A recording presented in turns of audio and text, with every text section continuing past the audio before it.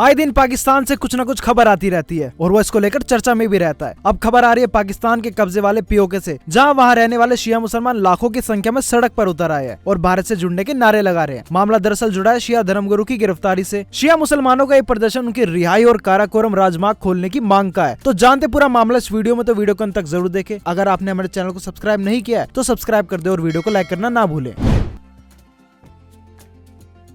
जहां एक तरफ पाकिस्तान में आए दिन हिंदुस्तान के खिलाफ नारेबाजी होती रहती है, वहीं इन दिनों पाकिस्तान के कब्जे वाले हिस्से गिलगित बाल्टिस्तान में भारत के खिलाफ नहीं बल्कि भारत के हित में नारे लग रहे हैं। और आपको जानकर हैरानी होगी कि नारों में भारत से जुड़ने की बातें हो रही हैं और इसी को लेकर के घाटी का माहौल गृह युद्ध जैसा होता जा रहा है, क्योंकि लाखों की संख्या में लोग उमड़े हुए हैं और अगर ये भीड़ शांत नहीं हुई तो पाकिस्तान में गृह युद्ध होने तक की नौबत आ सकती है। अगर ऐसा हो जाता है तो ये पाकिस्तान के लिए कोई नया नहीं होगा। अब आप सोच रहे होंगे कि मामला क्या है, तो मामला जुड़ा है एक शिया धर्मगुरु की गिरफ्तारी से और उस सजा से जो से पाकिस्तान के प्रचलित ईश निंदा कानून के तहत हुई है। इसी को लेकर के वहाँ के लोग खुल करके हिंदुस्तान का समर्थन कर रहे हैं। इस समय जो वीडियो सामने आ रहे हैं उनसे साफ पता चलता है कि गिलगित बाल्टिस्तान में सब कुछ ठीक नहीं है। देखिए, सबसे पहले आपको मामला बता देते हैं। दरअसल ऐसा हुआ कि शिया मुस्लिम गुरु मौलाना आगा बाकिर अल हुसैनी ने अभी बीते दिनों पहले एक धार्मिक सभा में पैगंबर मोहम्मद के नवासे इमाम हुसैन के हत्यारे यजीद की तीखी आलोचना कर दी थी। उनके यजीद के प्रति ऐसे विचार के बाद पाकिस्तान के सुन्नी मुसलमान नाराज हो गए, जिसके बाद उन पर एफआईआर हुई और उन्हें ईश निंदा के मामले में जेल भी हो गई। बस यही मामले को लेकर के गिलगित बाल्टिस्तान में लपटे उठने लगी। नौबत यहाँ तक आ गई कि हाईवे तक जाम करना पड़ा। बात करें अगर वायरल वीडियोस की, तो वीडियोस में स्थानीय लोगों को चलो चलो कारगिल चलो का नारा लगाते हुए सुना जा सकता है। दरअसल पाकिस्तानी मीडिया में इन विरोध प्रदर्शनों की कोई रिपोर्ट नहीं है, लेकिन क्षेत्र में एक हफ्ते से भी ज्यादा ये प्रदर्शन जारी है।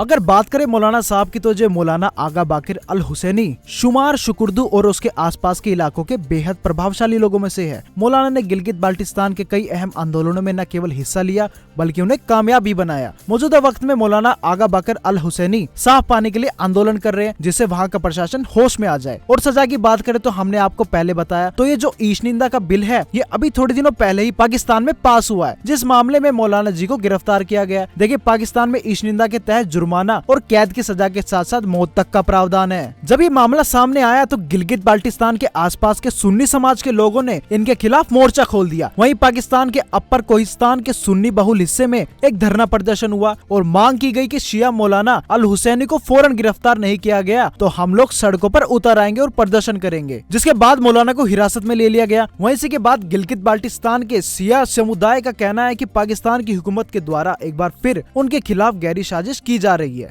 शिया समुदाय पाकिस्तान के नए ईश निंदा कानून के खिलाफ है और यही कह रहा है कि अगर इसे लागू करना ही है तो हमारे लिए कारगिल के दरवाजे खोल दिए जाए, ताकि गिलगित बाल्टिस्तान शिया भारत में पनाह ले सके। जिक्र यदि यहाँ रहने वाले लोगों की जनसंख्या का हो तो यहाँ रहने वालों में 39% शिया आबादी है, जबकि 27% सुन्नी और 18% इस्माइली मुसलमान है।